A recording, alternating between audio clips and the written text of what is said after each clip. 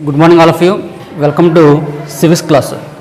Last class lo మనం already అక్కడ first lesson discuss చేస్తాం.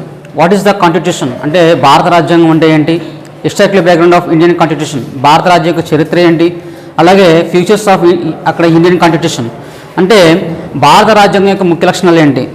ఈ 3 పాయింట్స్ మనం ఆల్రెడీ అక్కడ అంటే ఆ క్లాస్లో మనం అక్కడ మాకు డిస్కస్ చేయడం జరిగింది. అంటే అందులో ఫస్ట్ లెసన్ నుంచి కంపల్సరీగా మీకు ఫ్యూచర్స్ ఆఫ్ ఇండియన్ కాన్స్టిట్యూషన్ అంటే 10 మార్క్ క్వశ్చన్ కంపల్సరీగా మీకు వస్తుందని చెప్పాను. అదేవిధంగా 2 మార్క్స్ కింద మీకు వచ్చేది ప్రియంబల్. ఇది ఈ యొక్క 2 క్వశ్చన్స్ కూడా కంపల్సరీ ఇంపార్టెంట్ క్వశ్చన్స్ ఎగ్జామ్లో చూద్దాం. అందరికీ ఆ యొక్క 2 క్వశ్చన్స్ కూడా చాలా ఇంపార్టెంట్. నెక్స్ట్ మనం చెప్పిన సెకండ్ లెసన్ ఏంటి అని అంటే సెకండ్ లెసన్ మనకి ఫండమెంటల్ రైట్స్ అంటే ప్రాథమిక హక్కులు. అంటే ఏంటి ప్రాథమిక హక్కులు. ప్రాథమిక హక్కులు అంటే what is the fundamental rights అంటే ప్రాథమిక హక్కులు అంటే ఏంటి, దానివల్ల యూజెస్ ఏంటి, దాని యొక్క ఉపయోగాలు ఏంటి అనేది ఈ యొక్క లెసన్స్లో మనకి డిస్కస్ చేస్తాం. స్టార్టింగ్లో మనకి ఫండమెంటల్ రైట్స్ అనేది ఎన్ని పార్ట్స్గా ఉండేవి అని అంటే స్టార్టింగ్లో ఈ యొక్క ఫండమెంటల్ రైట్స్ అనేది ఆల్రెడీ మనం ప్రీవియస్ క్లాస్లో చెప్పుకున్నాం. ఫండమెంటల్ రైట్స్ అంటే ప్రాథమిక హక్కులు అన్నది ఏ దేశ రాజ్యాంగం నుంచి మనం ట్రేస్ అవుట్ చేయడం జరిగింది అంటే ఏ దేశ రాజ్యాంగం నుంచి మనం తీసుకోవడం జరిగింది. ఎక్కడ తీసుకున్నాం అంటే అమెరికా కాన్స్టిట్యూషన్, అమెరికా రాజ్యాంగం నుంచి ఈ యొక్క ప్రాథమిక హక్కులు అనేది మనం ట్రేస్ అవుట్ చేయడం జరిగింది అంటే తీసుకోవడం జరిగింది. తిరిగిన తర్వాత ఇక్కడ మన యొక్క ఇండియన్ కాన్స్టిట్యూషన్లో ఏ పార్ట్లో ఏ ఆర్టికల్ నుంచి ఏ ఆర్టికల్ వరకు ఉన్నాయి అంటే ఏ నిబంధన నుంచి ఏ నిబంధన వరకు ఉన్నాయి, ఏ భాగంలో ఉన్నాయి అని ఒకసారి చూసుకుంటే పార్ట్ 3 అంటే మూడవ భాగంలో ఆర్టికల్ 12 to 35 అంటే 12 నుంచి 35వ నిబంధన వరకు మనకి దేని గురించి వివరిస్తుంది అని అంటే ఫండమెంటల్ రైట్స్ అంటే ప్రాథమిక హక్కుల గురించి వివరిస్తుంది. అదేవిధంగా మనకి ఒకసారి మళ్ళీ చూడండి. ఫండమెంటల్ రైట్స్ అనేది మనకి ఏ కాన్స్టిట్యూషన్లో ఉండడం జరిగింది, అక్కడ అమెరికా నుంచి తీసుకోవడం జరిగింది. మనకి ఫండమెంటల్ రైట్స్ అనేది ఇండియన్ కాన్స్టిట్యూషన్లో ఎక్కడ ఎస్టాబ్లిష్ అయింది అని అంటే పార్ట్ 3 అంటే 3వ భాగంలో ఆర్టికల్ 12 to 35 అంటే 12 నుంచి 35వ నిబంధన వరకు ఇక్కడ మనకి ఉండడం జరిగింది. నెక్స్ట్ ఈ ప్రాథమిక హక్కులు అనేది ఎందుకు ఉపయోగపడతాయి అంటే what is the fundamental rights అంటే ప్రాథమిక హక్కులు అంటే ఏంటి అని అంటే రైట్ టు ప్రొటెక్ట్ అంటే మనల్ని మనం కాపాడుకోవడం. మనకి ఏదైనా ప్రాబ్లం వస్తే మనల్ని మనం ఏ విధంగా కాపాడుకోవాలి అన్న దానిపైన ఒక మీనింగ్ అనేది ఇక్కడ మనకి ఇవ్వడం జరుగుతుంది ఫండమెంటల్ రైట్స్ అనేది. అంటే ఇప్పుడు ఫర్ ఎగ్జాంపుల్ మనం ఇక్కడ చెప్పుకున్న రైట్ టు ఫ్రీడమ్ అనేది అంటే స్వాతంత్ర హక్కు అనేది మనకు ఉంది. అది మనకి ఒక మనిషి స్వేచ్ఛగా జీవించే హక్కు అనేది మన యొక్క కంట్రీలో ఉండడం జరిగింది. ఆ కంట్రీలో ఉన్న వ్యక్తికి తన యొక్క ఏదైనా అంటే తనకున్న ఫ్రీడమ్కి ఎవరైనా అక్కడ తన యొక్క ఫ్రీడమ్ అక్కడ ఎవరైనా సరే మిస్ఫైల్ చేస్తే అంటే డిస్టర్బ్ చేస్తే ఆటోమేటిక్గా మనం కోర్టును ఆశ్రయిస్తే కోర్టు ఈ యొక్క ఫండమెంటల్ రైట్స్ ద్వారా మనం ప్రొటెక్షన్ అనేది అక్కడ చేస్తుంది. ఇక్కడ అలా చూసుకుంటే ఈ యొక్క ఫండమెంటల్ రైట్స్ అనేది మన యొక్క అంటే ఇండియన్ కాన్స్టిట్యూషన్లో పార్ట్ 3 అంటే 3వ భాగంలో ఆర్టికల్ 12 to 35లో ఉన్న నిబంధనల ప్రకారం ఉంటే స్టార్టింగ్లో ఎన్ని ఉండేవి అని అంటే 7 పార్ట్స్ ఉండేవి. స్టార్టింగ్లో ఎన్ని ఉండేవి 7 పార్ట్స్ అంటే ప్రజెంట్ ఎన్ని ఉన్నాయి ఇప్పుడు 6 పార్ట్స్ అంటే ప్రజెంట్ ఎన్ని ఉన్నాయి 6 పార్ట్స్. ఏంటంటే రైట్ టు ఈక్వాలిటీ అంటే సమానత్వపు హక్కు. ఆర్టికల్ ఎక్కడి నుంచి ఉన్నదంటే 14 to 18 అంటే 14 నుంచి 18వ నిబంధన వరకు చెప్పే ఆర్టికల్ ఏంటంటే right to equality. Next right to freedom స్వాతంత్రపు హక్కు, రైట్ టు ఫ్రీడమ్ స్వాతంత్రపు హక్కు. ఇది ఆర్టికల్ ఎక్కడి నుంచి ఉన్నదంటే 19 to 22 అంటే 19 నుంచి 22వ నిబంధన వరకు ఇక్కడ ఉండడం జరిగింది. Next right to against explanation అంటే ప్రేరణాన్ని నిరోధించే హక్కు. ఈ యొక్క ఆర్టికల్ ఎక్కడ అంటే 23 and 24. Next right to freedom of religion అంటే మత స్వతంత్రపు హక్కు ఎక్కడ నుంచి అంటే article 25 to 28. Next educational and cultural rights అంటే విద్యా సాంస్కృతిక హక్కు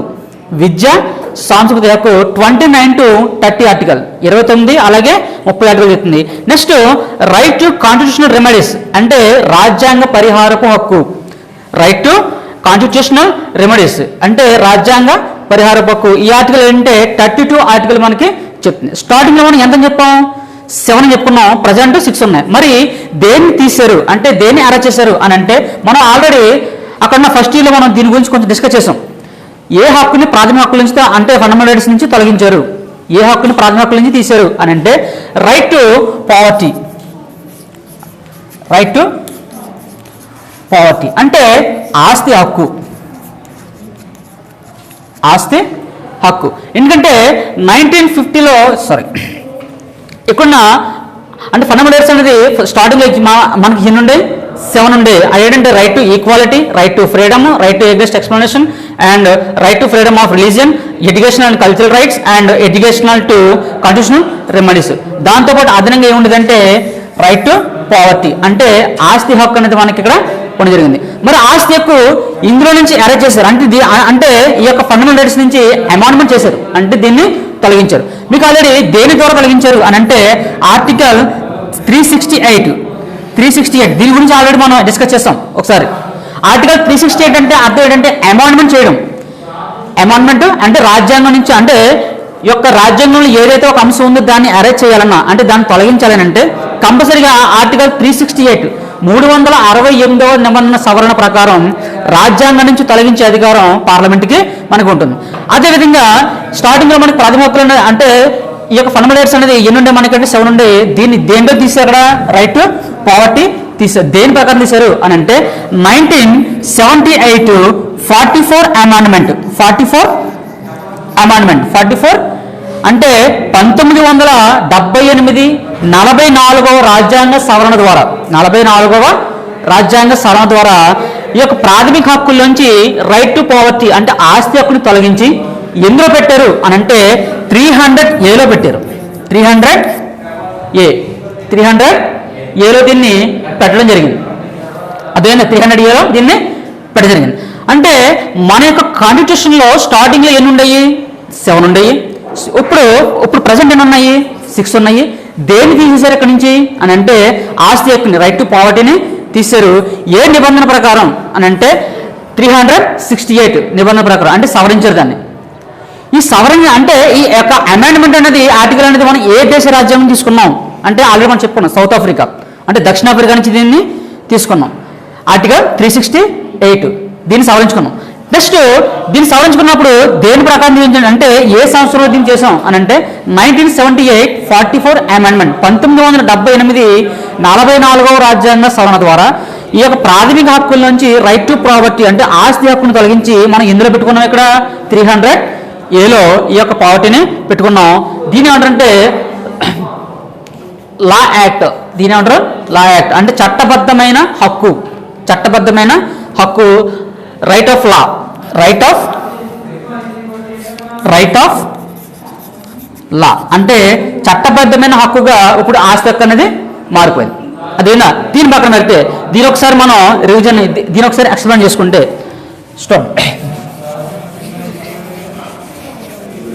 ఫస్ట్ ఇది రైట్ టు ఈక్వాలిటీ అని అంటే మీకు ఆల్రెడీ స్టార్టింగ్ చెప్పుకున్నాం. ఆర్టికల్స్ ఎక్కడి నుంచి ఉన్నాయి మనకి 12 to 35. మరి 12 to 13 ఏం చెప్తుంది అని అంటే ప్రాథమిక హక్కుల యొక్క ఇంట్రడక్షన్ చెప్తుంది. ప్రాథమిక హక్కుల యొక్క అంటే ఫండమెంటల్ రైట్స్ యొక్క ఇంట్రడక్షన్. దీని యొక్క అంటే ప్రాథమిక హక్కులు అంటే ఏంటి, అది ఏ విధంగా మనం యూజెస్ అవుతాయి, ఇవన్నీ కూడా 12, 13 మనకి చెప్తుంది. నెక్స్ట్ మనకి ఏమన్నా కూడా 14 ఉన్న ఆర్టికల్ ఏం చెప్తున్నానంటే రైట్ టు ఈక్వాలిటీలో ఆర్టికల్ 14 ఏం చెప్తున్నానంటే బిఫోర్ లా అండ్ ఈక్వాలిటీ అంటే చట్టం ముందు అందరూ సమానమే. ఇప్పుడు ప్రజెంట్ అది ఇంప్లిమెంట్ అవుతుందా లేదా? రైట్ టు ఈక్వాలిటీ అనేది అంటే రైట్ టు లా అంటే బిఫోర్ లా అండ్ ఈక్వాలిటీ అని అంటే చట్టం ముందు అందరూ సమానమే అన్న విషయం ప్రజెంట్ అమలు అవుతుంది లేదా? కంపల్సరీ అమలు అవుతుంది. ఎందుకనంటే ఒక వ్యక్తి ఏదైనా ఈ యొక్క కంట్రీలో ఏదైనా తప్పు చేస్తే కంపల్సరీగా దాన్ని అతను పేదవాడైనా లేదా ఉన్నవాడైనా అంటే రిచ్ పర్సన్ అయినా పూర్ పర్సన్ అయినా కంపల్సరీగా అతనికి పనిష్మెంట్ ఇచ్చే అధికారం కోర్టుకి ఉంటుంది. అతను పూర్ ఉన్నాడు లేకపోతే అతను రిచ్గా ఉన్నాడు, ఇతన్ని అంటే ఆ వ్యక్తి చాలా ఉన్నత స్థానంలో ఉన్నాడు అంటే అతను మామూలుగా రిచ్ పర్సన్ కాబట్టి అతను వదిలేయాలి, ఇతను పూర్ కాబట్టి ఇతనికి పనిష్మెంట్ ఇవ్వాలి అనేది ఎక్కడ కూడా మనకి ఇవ్వలేదు. అతను రిచ్ పర్సన్ అయినా అలాగే పూర్ పర్సన్ అయినా అలాగే సెలబ్రిటీ అయినా ఎవరైనా సరే చట్టం ముందు ఏమన్నారు ఈక్వాలిటీ, అందరూ సమానమే. ఫర్ ఎగ్జాంపుల్గా మనం ఆల్రెడీ చూస్తున్నాం, ఒక ఎమ్మెల్యే అయినా ఒక సీఎం అయినా ఒక పిఎం అయినా ఎవరైనా సరే ఏదైనా ఒక తప్పు చేస్తే కంపల్సరీగా అక్కడున్న పూర్ పీపుల్కి ఏవైతే పనిష్మెంట్ వస్తుందో ఇతను కూడా అదే పనిష్మెంట్ అనేది మనకి చూస్తుంది. అంటే మనం ఆల్రెడీ చూస్తున్నాం, ఒక ఎమ్మెల్యే అరెస్ట్ అని, ఒక సీఎం అరెస్ట్ అక్కడ మళ్ళా అంటే ఆ యొక్క కంట్రీలో అరెస్ట్ అని, ఇవన్నీ ఆల్రెడీ మనం చూస్తున్నాం. అంటే ఈ విధంగా అరెస్ట్ చేసుకుని వెళ్తుందంటే అక్కడ మనకి ఈక్వాలిటీ ఉన్నట్టు లేనట్టు, కంపల్సరీగా అక్కడ ఈక్వాలిటీ అనేది ఉన్నది. Next article 15. ఆర్టికల్ 15 మనకేం చెప్తుంది అని అంటే equal for all public places, equal to all public places. మరి పబ్లిక్ ప్లేసెస్ అంటే ఏంటి అని అంటే ప్రభుత్వ స్థలాలు ఏవైతే ఉన్నాయో, అంటే ఎంటర్టైన్మెంట్ కానీ, అలాగే ఆసుపత్రులు కానీ, అలాగే పార్కులు కానీ, ఇవన్నీ కూడా అందరికీ ఈక్వల్గా అక్కడ అందించాలి. అలా ఈక్వల్గా అందించాలని చెప్పే ఆర్టికల్ ఏంటంటే ఆర్టికల్ 15 మనకి ఏం చెప్తుందంటే equal to all public places. అంటే పబ్లిక్ ప్లేసెస్ ఏవైతే ఉన్నాయో, అంటే గవర్నమెంట్ స్థలాలు కానీ, హాస్పిటల్ కానీ, పార్కులు కానీ, ఎంటర్టైన్మెంట్స్ అంటే అక్కడ ఉన్న సినిమా హాల్ కానీ, ఇవన్నీ కూడా అందరికీ ఈక్వల్గా అందించాలి. అది ఏందా, నువ్వు పేదవాడు నువ్వు రావద్దు, నువ్వేందో ఉన్నవాడు నువ్వురా అని ఎక్కడ కూడా మనకి ఇక్కడ ఎవరు కూడా చెప్పడానికి వీలన్నది లేదు. ఆర్టికల్ 15. Next article 16. ఆర్టికల్ 16 మనకి ఏం చెప్తుంది అని అంటే government jobs equal to all government jobs. అందరికీ ఈ సమానంగా గవర్నమెంట్ జాబ్స్ అనేది కానీ, అలాగే పదవులు కానీ, అలాగే ఏ విధమైన పదవులు కానీ, అదేవిధంగా ఏ విధమైన జాబ్స్ కానీ అందరికీ సమానంగా అందించాలని చెప్పే ఆర్టికల్ ఏంటంటే ఆర్టికల్ 16. 16వ ఆర్టికల్ ప్రకారం ఏ గవర్నమెంట్ జాబ్స్ అయినా అవ్వచ్చు, లేదా ఒక ఎమ్మెల్యే పదవి అయినా, ఒక ఎంపీ పదవి అయినా, ఏ పదవి సరే అందరికీ ఈక్వల్గా అందించాలి. మరి మీకు ఒక డౌట్ రావచ్చు, ఇక్కడ ఆర్టికల్ 16 ప్రకారం అందరికీ జాబ్స్ అనేది ప్రొవైడ్ చేయాలి, అందరికీ ఈక్వల్గా ఇవ్వాలి అన్నప్పుడు మరి ఈ రోజున క్యాస్ట్ వైజ్ ఎందుకు డివైడ్ చేస్తున్నారు అంటే బీసీకి ఇన్ని పోస్టులు, ఎస్సీకి ఇన్ని పోస్టులు, అలాగే నెక్స్ట్ ఓసీకి ఇన్ని పోస్టులు అని చెప్పి గవర్నమెంట్ జాబ్స్ దాన్ని ఏం చేస్తారు, డివైడ్ అనేది చేస్తారు. కానీ కాన్స్టిట్యూషన్ మనకి ఏం చెప్తుంది, ఇక్కడ అందరికీ ఈక్వల్గా. అంటే ఒక 100 ఇక్కడ ఒక 100 జాబులు ఉంటే ఆ 100 జాబులు అందరికీ ఈక్వల్గా అందించాలి. కానీ మనకే చేస్తారు, ఇక్కడ ఎస్సీకి ఇన్ని, ఎస్టీకి ఇన్ని, బీసీకి ఇన్ని ఇక్కడ డివైడ్ అనేది చేస్తున్నారు. ఇలా చేయమని చెప్పిందా కాన్స్టిట్యూషన్ అనేది? చేయలేదు కదా, చెప్పలేదు కదా. కానీ ఇక్కడ ఏమవుతుంది, గవర్నమెంట్ జాబ్స్ ఆల్ ఈక్వల్, అందరికీ ఈక్వల్గా అందించాలి. కానీ ఇదే కాన్స్టిట్యూషన్లో 16th A, article 16B and 16C ఎక్కడ ఏం చెప్తున్నారంటే మైనారిటీ పీపుల్స్ ఎవరైతే ఉన్నారో, అంటే నెక్స్ట్ టెరిబుల్ పీపుల్స్ అంటే షెడ్యూల్ క్యాస్ట్ వాళ్ళు, అదేవిధంగా schedule caste and schedule terribles and next minority peoples ఎవరైతే ఉన్నారో వాళ్ళకి ఈ యొక్క జాబ్స్ని ప్రొవైడ్ చేయాలి. అంటే దేని ప్రకారం అంటే రిజర్వేషన్ ప్రకారం అక్కడ డివైడ్ చేయాలి. అంటే రిజర్వేషన్ ప్రకారం అంటే ఇప్పుడు for example SC, ST and BC, అదేవిధంగా మైనారిటీ పీపుల్స్ అంటే ఎవరంటే ముస్లిమ్స్, అదేవిధంగా క్రిస్టియన్స్, బౌద్ధులు, జైన్లు, వీళ్ళ యొక్క సంఖ్య తక్కువగా ఉంటుంది కాబట్టి వీళ్ళని ఏమంటారంటే మైనారిటీ పీపుల్స్ అంటారు. వీళ్ళు డెవలప్మెంట్ అవ్వాలి కాబట్టి వీళ్ళకి కొన్ని ప్రొవైడ్ చేయాలి అని ఈ యొక్క కాన్స్టిట్యూషన్లో పెట్టడం జరిగింది. అదే 16A, 16B అండ్ 16C.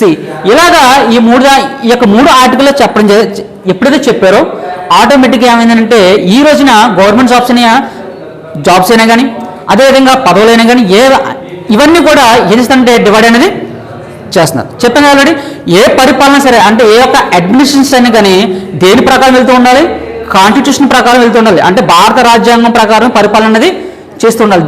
దానికి వ్యతిరేకంగా ఒక పరిపాలన అనేది చేయరు. మరి ఇక్కడ ఆల్రెడీ ఇక్కడ ఇచ్చారు కాబట్టి ఈ రోజు మనకి జాబ్స్ ప్రొవైడ్ అనేది చేస్తారు, అంటే డివైడ్ అనేది చేస్తున్నారు. దీని ఏంటంటే ఆర్టికల్ 16. నెక్స్ట్ ఆర్టికల్ 17 చాలా చాలా ఇంపార్టెంట్. ఇది ఆర్టికల్ 17 అనేది అన్టచబిలిటీ.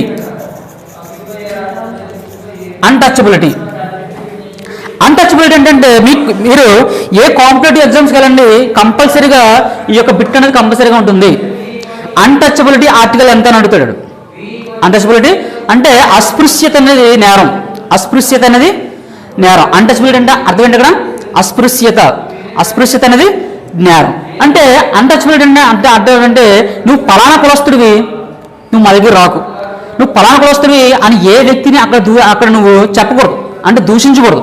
ఆటోమేటిక్గా దూషిస్తే కంపల్సరీగా ఆర్టికల్ 17 ప్రకారం ఆ వ్యక్తిని పనిష్మెంట్ చేసే అధికారం కోర్టులకి ఉంటుంది. దేని ప్రకారం అంటే 1956 యాక్ట్ ప్రకారం, అదేవిధంగా 1976 యాక్ట్ ప్రకారం, ఈ యొక్క 2 యాక్ట్ ప్రకారం ఇస్తారంటే, అలాగే 1986 ఈ 3 యాక్ట్ ప్రకారం అన్టచబిలిటీ అనేది కంపల్సరీగా అక్కడ నేరం. అన్టచబిలిటీ అనేది అంటే ఏ వ్యక్తిని కులం పేరుతో ఎవరు కూడా దూషించకూడదు. నువ్వు పలానా కులస్తుడివి కాబట్టి నువ్వు మా దగ్గర రాకు, పలానా కులస్తుడివి నీది చాలా చిన్న కులం, నీది పెద్ద కులం అని ఎవరో కూడా ఇక్కడ దూషించకూడదు. దీన్ని ఎవరంటే అన్టచబిలిటీ, అంటే అస్పృశ్యత అనేది నేరం. ఇలా చేస్తే ఆటోమేటిక్గా ఆ వ్యక్తిని పనిష్మెంట్ చేసే అధికారం కోర్టులకి ఉంటుంది. Next article 18.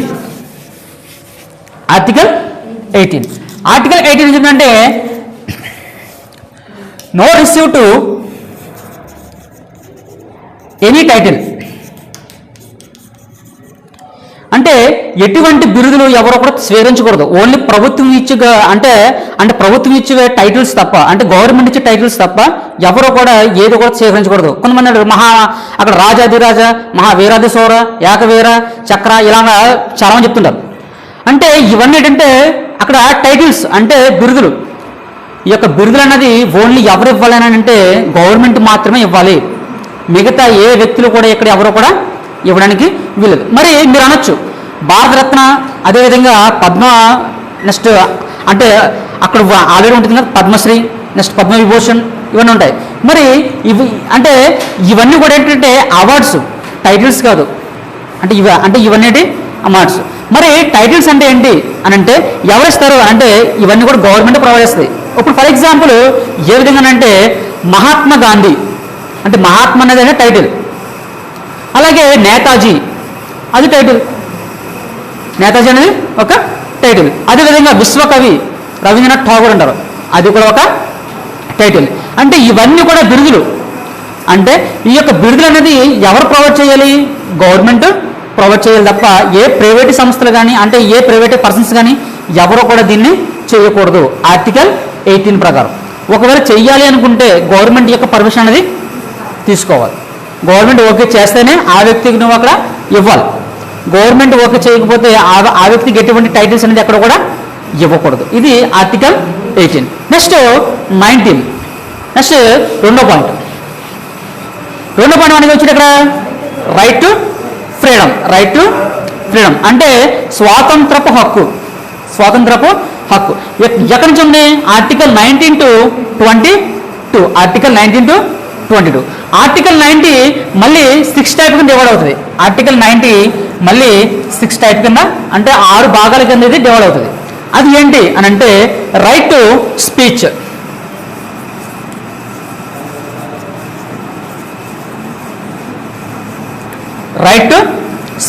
అంటే భావ ప్రకటన హక్కు లేదా వాక్కు స్వతంత్రపు హక్కు. Right to speech. నువ్వు ఈ కంట్రీలో ఎక్కడ నివసిస్తున్నందుకు కంపల్సరీ నీకు ఏముంటుందంటే రైట్ టు స్పీచ్. నువ్వు స్వేచ్ఛగా మాట్లాడచ్చు కానీ ఎలా పడితే అలా మాట్లాడుకుని కుదరదు. అక్కడ ఎలా మాట్లాడాలంటే సొసైటీకి అనుగుణంగా నువ్వు మాట్లాడాలి. ఇప్పుడు ఫర్ ఎగ్జాంపుల్ మీ యొక్క గవర్నమెంట్ కానీ లేదా నీకు సంబంధించిన గవర్నమెంట్లు నీకు ఏదైనా ప్రొవైడ్ చేయకపోతే నాకు ఎందుకు చేయట్లేదు అని నువ్వు అడిగే హక్కు నీకు అక్కడ ఉంటుంది. నీకు అడిగే హక్కు అనేది ఉంటుంది. దీని ఏమంటే రైట్ టు స్పీచ్. రెండోది freedom of personal assembly. Freedom of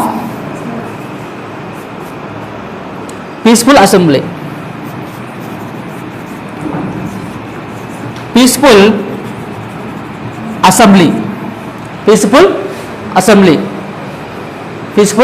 assembly అంటే శాంతియుతంగా సమావేశాలను ఏర్పడేసుకోవచ్చు. అనేది ఏర్పడేది. ఇప్పుడు ఫర్ ఎగ్జాంపుల్ ఏదైనా ఒక సమావేశం ఏర్పాటు చేసుకోవాలనుకుంటే కంపల్సరీగా ఎవరికి పర్మిషన్ కావాలి అక్కడంటే స్థానికంగా ఉన్న పోలీస్ స్టేషన్ యొక్క అక్కడ పర్మిషన్ అనేది తీసుకోవాలి. ఇప్పుడు ఫర్ ఎగ్జాంపుల్ ఏదైనా ఒక సమావేశం ఏర్పాటు చేసుకోండి అంటే ఏదైనా ఒక రాజకీయ నాయకుడు కానీ లేదా దేనికి సంబంధించిన అక్కడ వ్యక్తులు కానీ అక్కడ ఒక సమావేశాన్ని ఏర్పాటు చేసుకోవాలంటే కంపల్సరీగా ఎవరికి పర్మిషన్ కావాలి? అక్కడ గవర్నమెంట్ యొక్క పర్మిషన్ అనేది కావాలి. అంటే గవర్నమెంట్ అనేది అర్థం ఏంటంటే అక్కడ స్థానికంగా ఉన్న పోలీస్ యొక్క పర్మిషన్ అనేది తీసుకోవాలి. అది కూడా ఏ విధంగా ఏర్పాటు చేసుకోవాలి? పీస్ఫుల్గా అంటే శాంతియుతంగా ఇక్కడ ఏర్పాటు అనేది చేసుకోవాలి. నెక్స్ట్ మూడోది freedom of association,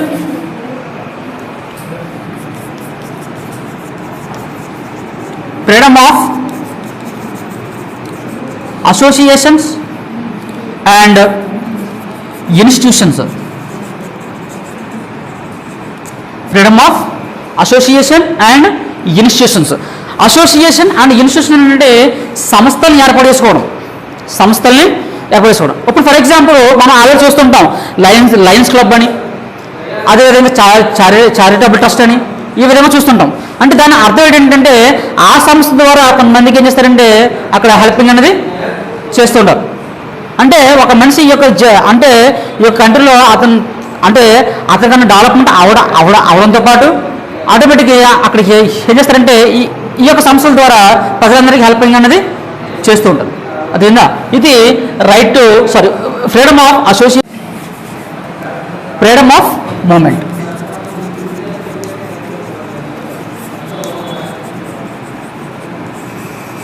freedom of movement. Freedom of movement అంటే నువ్వు ఈ యొక్క దేశంలో ఎక్కడైనా నువ్వు అంటే ట్రావెలింగ్ చేసే అధికారం నీకు ఉంది, అంటే సంచరించే అధికారం అనేది నీకు ఉండేది. ఇప్పుడు ఫర్ ఎగ్జాంపుల్ మనం చూస్తుంటాం బైకుల మీద మొత్తం ప్రపంచం తిరుగుతుంటారు, లేదా దేశం తిరుగుతుంటారు, ఇలాగ అన్ని కూడా తిరుగుతుంటారు. అంటే అర్థం ఏంటి, అతనికి ఏముంది అక్కడ రైట్ టు ఇక ఫ్రీడమ్ ఆఫ్ మూమెంట్. అంటే దేశంలో ఎక్కడైనా సరే నువ్వు సంచరించే అధికారం అనేది నీకు ఉంటుంది. ఇక్కడి నుంచి నువ్వు తెలంగాణ వెళ్ళొచ్చు, తెలంగాణ నుంచి నువ్వు ఒరిస్సా వెళ్ళొచ్చు, ఒరిస్సా నుంచి నెక్స్ట్ మహారాష్ట్ర వెళ్ళొచ్చు, ఎక్కడి సరే నువ్వు వెళ్ళొచ్చు అక్కడ. అంటే ట్రావెలింగ్ అనేది చేసే అధికారం నీకు ఇవ్వడం జరిగింది. నెక్స్ట్ నాలుగోది ఫ్రీడమ్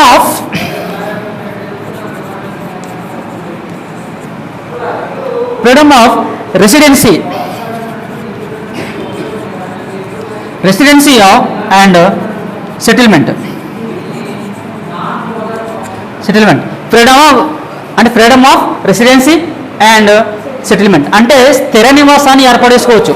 స్థిర నివాసం అంటే పర్మనెంట్, అక్కడ సెటిల్మెంట్ అంటే నువ్వు అక్కడ స్థిరంగా ఏర్పడుకోవచ్చు. ఇప్పుడు ఫర్ ఎగ్జాంపుల్ నువ్వు ఈ యొక్క ఏపీలో నువ్వు ఇక్కడ జీవిస్తున్న వ్యక్తి ఎక్కడ నీకు బాగోపోతే తెలంగాణ వెళ్ళొచ్చు, అక్కడ కూడా నీకు బాగోపోతే మహారాష్ట్ర వెళ్ళొచ్చు, మహారాష్ట్ర అక్కడ కూడా బాగోపోతే నువ్వు కర్ణాటక. అంటే ఈ యొక్క దేశంలో ఎక్కడైనా సరే నువ్వు స్థిర నివాసాన్ని అక్కడ ఏర్పడుచుకుని అక్కడ నీకు ఉంటుంది. దీని ఏమంటారంటే ఫ్రీడమ్ ఆఫ్ రెసిడెన్సీ. అంటే రెసిడెన్సీ అంటే అర్థం ఏంటి, ఇక్కడ నివాసాన్ని అక్కడ నివాసాన్ని అక్కడ ఏర్పాటు చేసుకోవడం. అదేనా. నెక్స్ట్ ఫ్రీడమ్ ఆఫ్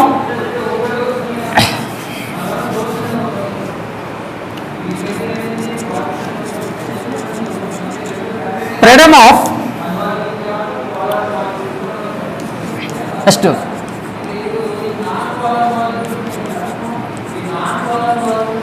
చూడండి ఫ్రీడమ్ ఆఫ్ నెక్స్ట్ దీని అంటే ప్రొఫెషన్ ఆఫ్ నెక్స్ట్ ట్రేడ్ అంటే వర్తక వ్యాపారాలు అడుగు.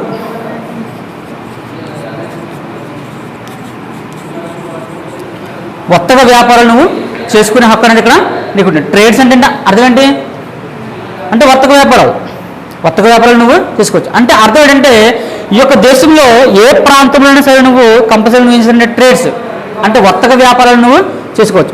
వర్తక వ్యాపారం చేస్తున్నారు కదని గంధపు చెక్కలు కానీ లేక స్మగ్లింగ్ కానీ చేస్తే ఆటోమేటిక్గా మన యొక్క ప్రభుత్వం చేస్తున్న ఇక్కడ పనిష్మెంట్ అనేది వస్తుంది. అది కూడా దేని అండర్లో ఉండాలంటే లా, అంటే చట్టానికి లోబడి నువ్వు ఏ వ్యాపారాలను నువ్వు అక్కడ మళ్ళీ చేసుకోవచ్చు. అదేనా. నెక్స్ట్ ఫ్రీడమ్ ఆఫ్ అంతేనా 6 అయిపోయినాయా చూడండి. ఫస్ట్ ఏంటి స్పీచ్.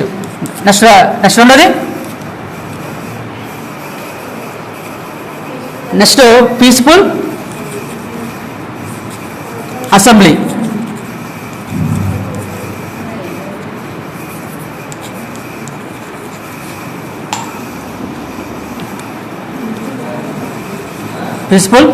నెక్స్ట్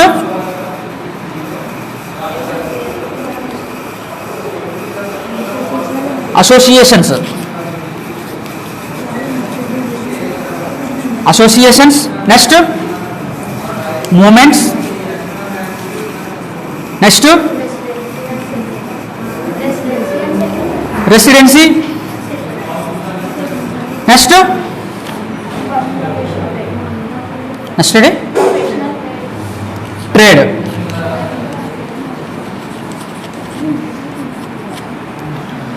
స్పీచ్ అంటే ఏంటి? భావ ప్రకటన హక్కు, భావ ప్రకటన హక్కు. పీస్ఫుల్ అసెంబ్లీ అంటే శాంతియుతంగా,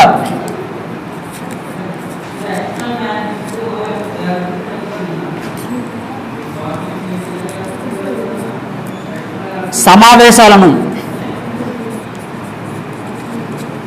శాంతియుతంగా సమావేశాలను ఏర్పడేసుకోవచ్చు. నెక్స్ట్ అసోసియేషన్స్ అంటే సంస్థలను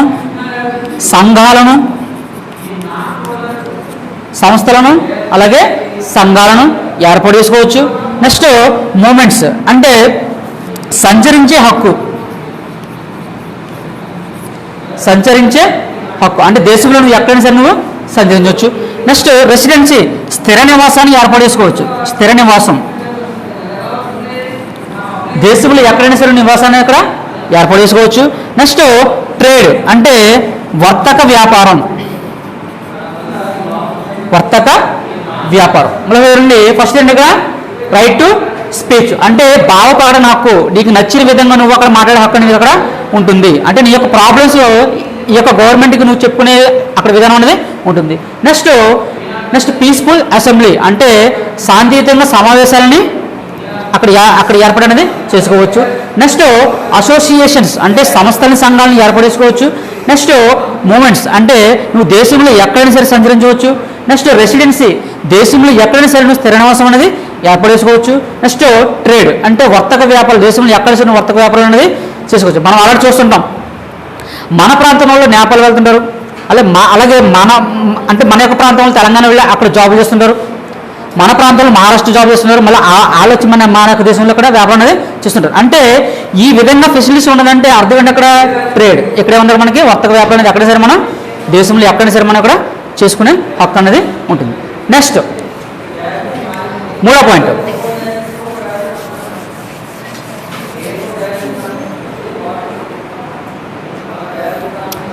point right to against explanation అంటే పీడనాన్ని నిరోధించే హక్కు.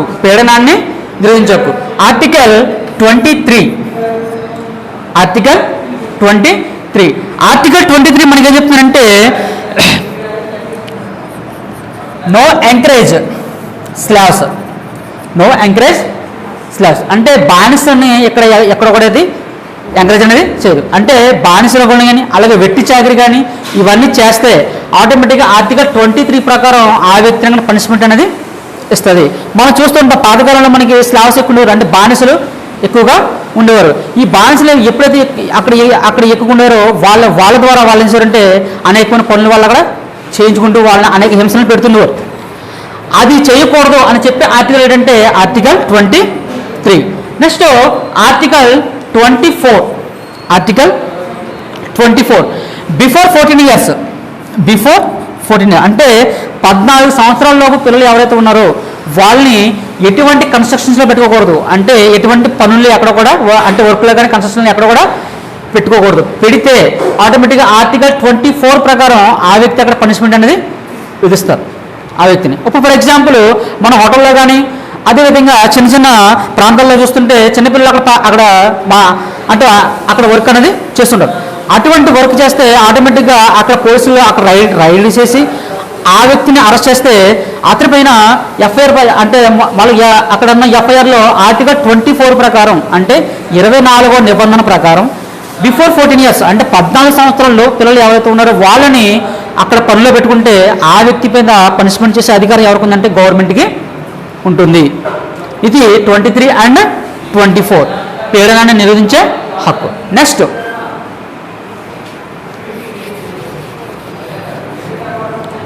ఆర్టికల్ 20 నెక్స్ట్ అంటే right to freedom of religion. Sorry మీకు ఆర్టికల్ 19 చెప్పుకొని 21, 22 చెప్పలేదు కదా.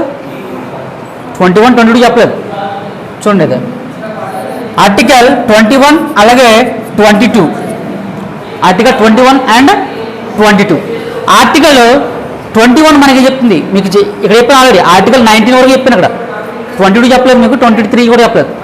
ఆర్టికల్ 22 మనకి ఇక్కడ 21 ఏమని చెప్తుందంటే ఏ వ్యక్తిని సరే పనిష్మెంట్ ఇవ్వాలంటే ఒక శిక్షకి ఒకే పనిష్మెంట్,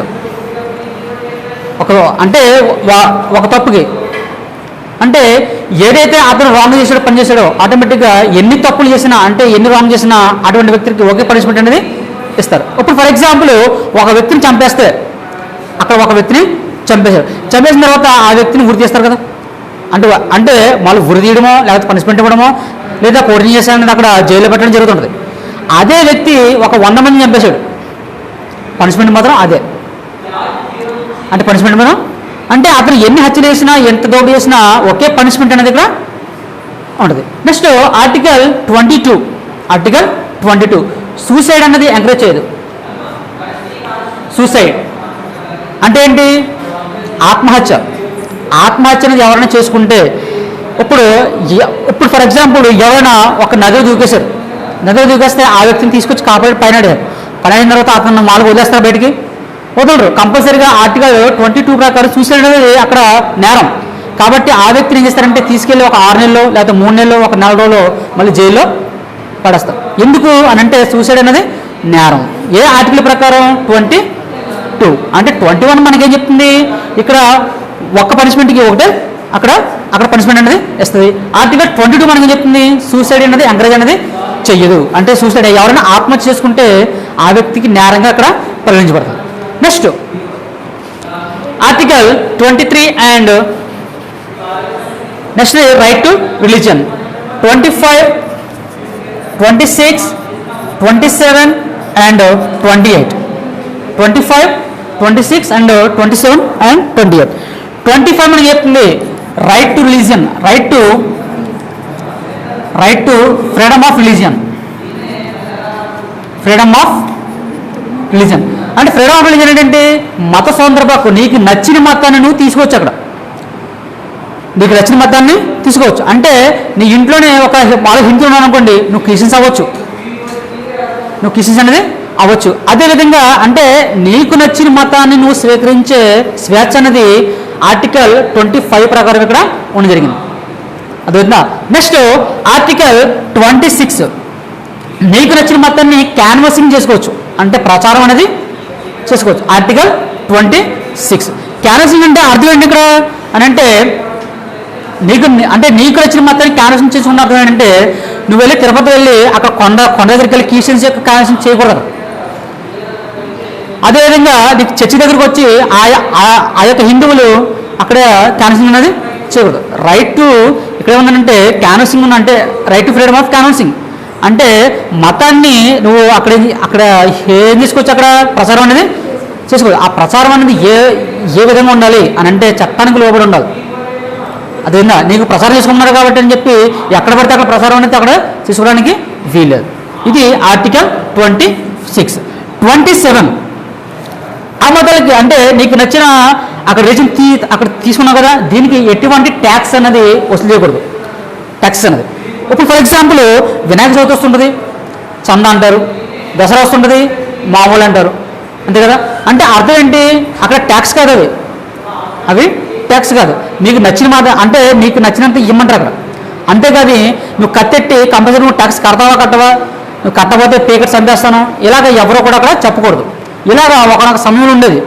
అంటే ప్రాచీన కాలంలో రాజుల కాలంలో అక్బర్ కాలంలో కానీ షాజహాన్ కాలంలో కానీ అక్కడ జిజియా ట్యాక్స్ అని ఒకటి ఉండేది.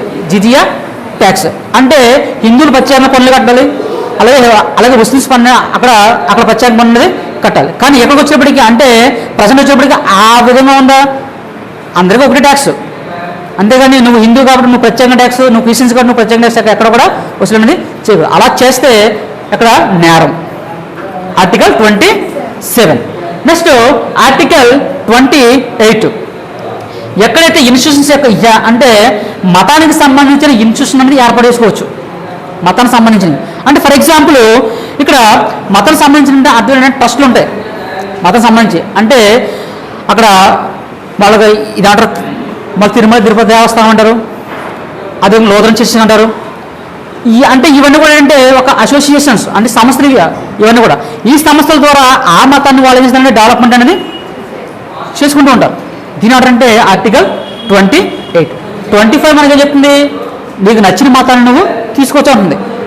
ఆర్టికల్ 26 మనకి అక్కడ ఏమని చెప్తుంది, దాన్ని ప్రచారం చేసుకోవచ్చు అంటుంది. నెక్స్ట్ ఆర్టికల్ 27 ఏం చెప్తుంది, ఎటువంటి ట్యాక్స్ అనేది ఇక్కడ తీసుకోకూడదని చెప్తుంది. ఆర్టికల్ 28 మనకి ఏం చెప్తుంది, ఇన్స్టిట్యూషన్స్ అని ఏర్పాటు చేసుకోవచ్చు. అంటే నీకు నచ్చిన మతానికి ఏదైతే ఉందో ఆ మతాన్ని డెవలప్మెంట్ చేసుకోవడానికి సంస్థలు ఇక్కడ ఏర్పాటు అనేది చేసుకోవచ్చు. Next education cultural. Next point educational and cultural rights. Article 29 and 30. Article 29 and 30. Article 29 and 30 మనకి ఏం చెప్తుందంటే, ఆర్టికల్ 29 నీకు అంటే నీకున్న లాంగ్వేజ్ కానీ కల్చర్ కానీ నువ్వు డెవలప్మెంట్ చేసుకోవచ్చు. నీకున్న కల్చరల్ అలాగే లాంగ్వేజ్ అంటే నీ యొక్క సంస్కృతిని, అదేవిధంగా నీ యొక్క లాంగ్వేజెస్ని అంటే నీ యొక్క భాషని అభివృద్ధి అనేది చేసుకోవచ్చు. ఫర్ ఎగ్జాంపుల్ లాంగ్వేజ్కి సంబంధించిన కొన్ని రెవల్యూషన్ ఆల్రెడీ జరిగినాయి. లాంగ్వేజ్ సంబంధించి ఫర్ ఎగ్జాంపుల్ మీకు ఆల్రెడీ ఫస్ట్ ఇయర్లోనే అక్కడ డిస్కస్ చేస్తాం. ఏమనంటే మన యొక్క మద్రాసు నుంచి ఆంధ్ర స్టేట్ అంటే ఆంధ్ర రాష్ట్రం విడిపోయిన ప్రధాన కారణం ఏంటి, లాంగ్వేజ్. అక్కడ తమిళ వాళ్ళు ఎక్కువ ఉన్నారు, నెక్స్ట్ తెలుగు వాళ్ళు కూడా అక్కడ మద్రాసులో ఉండేవారు. అప్పుడు ఎప్పుడైతే అక్కడ ఉన్న తమిళ వాళ్ళు ఎప్పుడైతే ఉన్నారో వాళ్ళతో సమానంగా మనం అక్కడ ఎప్పుడైతే ఉన్నామో మన సంబంధించిన భాష వేరు, వాళ్ళకి సంబంధించిన భాష అనేది వేరు. ఆటోమేటిక్గా వాళ్ళు ఎవరంటే మన వాళ్ళందరూ ఒకసారిగా మద్రాసు తిరుగుబాటు చేశారు. తిరుగుబాటు చేసి మాకు ప్రత్యేకమైన రాష్ట్రం మాకు కావాలి అని చెప్పారు. అంటే ఆ యొక్క రెవల్యూషన్ దేని గురించి జరిగింది అని అంటే మొట్టమొదటిగా లాంగ్వేజెస్ గురించి సంబంధించింది. అంటే తమ యొక్క లాంగ్వేజ్ని కాపాడుకోవాలి అన్న ఒక ఉద్దేశంతో అక్కడ రెవల్యూషన్ అనేది చేశారు. అదేవిధంగా ఆ యొక్క లాంగ్వేజ్ అంటే ఆ యొక్క లాంగ్వేజ్కి సంబంధించి ఇప్పటికీ కూడా కొన్ని రెవల్యూషన్ అనేది మాకు జరుగుతున్నాయి. ఇప్పటికీ కూడా తమిళనాడులో మాకు హిందీ వద్దు అనే ఒక రెవల్యూషన్ జరుగుతుంది. అక్కడ మాకు హిందీ అనేది మాకు వద్దు, మాకు తమిళం వద్దు, హిందీ వద్దు అని చెప్తున్నారు అక్కడ. అంటే ఆ యొక్క అంటే అక్కడ ఉన్న రెవల్యూషన్ జరిగిన ప్రధాన కారణం ఏంటి, అక్కడ కూడా ఒక లాంగ్వేజెస్. అలాగే కల్చరల్ లాంగ్వేజెస్ ఒకటి, అలాగే కల్చరల్ లాంగ్వేజ్ అండ్ కల్చరల్ అంటే భాష అదేవిధంగా సంస్కృతి. ఇది భాష అదేవిధంగా సంస్కృతి, ఈ రెండు కూడా కాపాడుకోవాలి అన్న ఉద్దేశంతో ఏర్పడేసిన ఆర్టికలే 29 కల్చరల్. Next article 30. ఆర్టికల్ 30 ఏం చెప్తుందంటే మైనారిటీ పీపుల్స్ ఎవరైతే ఉన్నారో అంటే హిందువులుగా అక్కడ క్రిస్టియన్స్ కానీ అలాగే ముస్లిమ్స్ కానీ జైన్లు కానీ పార్సీలు కానీ ఎవరైతే ఉన్నారో వాళ్ళ యొక్క డెవలప్మెంట్ చేసుకోవడానికి కొన్ని ఇన్స్టిట్యూషన్స్ అని అలాగే స్కూల్స్ని కూడా అక్కడ ఏర్పాటు చేసుకోవచ్చు. స్కూల్స్ని కూడా ఏర్పాటు చేసుకోవచ్చు. ఇప్పుడు ఫర్ ఎగ్జాంపుల్ అక్కడ మనకి ఆల్రెడీ అంటే మనం చూస్తే కొన్ని స్కూల్స్ ఉన్నాయి. సెంట్రల్ స్కూల్స్ అని, సంస్కృత కళాశాలని ఇలాగా కొన్ని ఉన్నాయి. అంటే ఇవన్నీ ఏంటంటే ఆర్టికల్ 30 ప్రకారం స్కూల్స్ని అక్కడ ఏర్పాటు చేసుకోవచ్చు. కానీ అక్కడ ఎటువంటి మతానికి సంబంధించిన ప్రచారం అక్కడ కూడా చేయకూడదు. ఇప్పుడు ఆల్రెడీ సెంటెన్స్ ఉన్న స్కూల్స్ ఉన్నాయి, అక్కడ స్కూల్స్ ఉన్నాయి. ఆ స్కూల్స్లో ఓన్లీ క్రిస్టియన్స్ మాత్రమే జాయిన్ అవ్వరు. మొత్తం అందరూ అంటే హిందువులు జాయిన్ అవుతారు, క్రిస్టియన్స్ జాయిన్ అవుతారు, ముస్లింలు అందరూ జాయిన్ అవుతారు. కానీ అక్కడ ఎటువంటి అక్కడున్న మతానికి సంబంధించిన ప్రచారం యొక్క అంటే క్యాన్వసింగ్ ఎక్కడ కూడా చేయరు. అదేనా ఆర్టికల్ 29 మనకి ఏం చెప్తుంది, లాంగ్వేజెస్ని అలాగే కల్చర్ని డెవలప్మెంట్ చేసుకోవచ్చు. ఆర్టికల్ 30 ఏం చెప్తుంది మనకి, మైనారిటీకి సంబంధించి అంటే అట్టడుగు వర్గాలు ఎవరైతే ఉన్నారో ప్రజలు ఎవరైతే ఉన్నారో వాళ్ళు డెవలప్మెంట్ అవ్వాలంటే వాళ్ళు కొన్ని ఇన్స్టిట్యూషన్ కూడా ఏర్పాటు చేసుకోవచ్చు అని ఆర్టికల్ 30 అనేది చెప్తుంది. Next last constitutional remedies. మరి ఆర్టికల్ 31 ఏంటి, ఆర్టికల్ 31 అంటే ఎందుకంటే 29 అండ్ 30 చెప్పుకున్నాం కదా. నెక్స్ట్ రెమెడీస్ ఎన్ని వచ్చింది ఇక్కడ 32 వచ్చింది. మరి ఆర్టికల్ 31 ఏంటి అని అంటే మనం ఆల్రెడీ ఫండమెంటల్ రైట్స్ నుంచి ఒక ఆర్టికల్ మనం అక్కడ పక్క తప్పించేసాం. ఏంటది, రైట్ టు పావర్టీ, ఆస్తి తక్కువే 31, ఆస్తి తక్కువ ఉన్నది 31. దాన్ని పక్కన చేస్తే రైట్ టు కాన్స్టిట్యూషనల్ రెమెడీస్ అంటే రాజ్యాంగ పరిహారపు హక్కు, ఆర్టికల్ 32. ఈ ఆర్టికల్ 32 మనకి ఏం చెప్తుంది అని అంటే పైన ఈ 5 ఆర్టికల్స్ ఉన్నాయి కదా, right to equality, right to freedom, right to against, right to freedom of religion, education, cultural. ఈ 5 ఏదైనా ప్రాబ్లమ్స్ క్రియేట్ అయితే దాన్ని ప్రొటెక్ట్ చేసిన బాధ్యత ఎవరిపై ఉంటుందంటే రైట్ టు కాన్స్టిట్యూషనల్ రెమెడీస్ అంటే రాజ్యాంగ పరిహారపు హక్కు మీద ఉంటుంది. రాజ్యాంగ పరిహార హక్కు మీద ఇది ఉంటుంది. ఇది ఏంటంటే 5 రిట్స్ జారీ చేస్తుంది. 5 రిట్స్ని హెబియస్ కార్పస్, మాండమస్, సెర్షియరీ, కోవరెటో అండ్ మర్షరీ. ఇలాగా ఒక 5 రిట్స్ అనేది అక్కడ జారీ చేస్తుంది. ఈ 5 రిట్స్ ఈ యొక్క 5 ఏళ్ళకి సంబంధించిన ప్రొడక్షన్ అనేది చేస్తారు. ఫర్ ఎగ్జాంపుల్ అంటే ఈ యొక్క 5 రిట్స్ గురించి నెక్స్ట్ సుప్రీంకోర్టులో మనకు ఉంటుంది లెసన్. మన సుప్రీంకోర్టు ఉన్నప్పుడు అక్కడ మనకి ఈ యొక్క 5 రిట్స్ గురించి మనకి క్లియర్గా ఉంటుంది. అక్కడ చెప్పుకుందాం. అంటే ఇప్పుడు ఫర్ ఎగ్జాంపుల్ మీకు అర్థం అవడానికి హెబియస్ కార్పస్ అనే ఒక రిట్స్ ఉంటుంది. హెబియస్ కార్పస్ అనే రిట్స్ ఉంటే మీకు మనకు సంబంధించి ఏదైనా ఒక ప్రాబ్లం అంటే ఒక వ్యక్తి కనిపించకుండా పోయాడు. కనిపించకుండా పోతే నువ్వు ఆల్రెడీ ఏం చేశారంటే కోర్టులో కేసు అనేది వేస్తావు. కోర్టులో వేసిన అంటే నువ్వు కోర్టులో కేసు వేయక ముందు పోలీస్ స్టేషన్ కొట్టి మొత్తం తిరిగావు. ఎవరు కూడా ఏం చెప్పట్లేదు, ఏం చేయట్లేదు అని చెప్పి నువ్వు ఏం చేశారంటే కోర్టులో అక్కడ కేసు అనేది వేస్తావు. ఎప్పుడైతే కేసు వేసావో నీ యొక్క రైట్ టు ఫ్రీడమ్ అంటే నీ యొక్క స్వేచ్ఛకి ఆల్రెడీ అక్కడ ఏం చేస్తుంది భంగం అనేది కలుగుతుంది. అంటే నీకు ఎవరు కూడా సమాధానం అనేది ఎవరు కూడా ఇవ్వట్లేదు. అప్పుడు కోర్టు ఏం చేస్తుందంటే హెబియస్ కార్పస్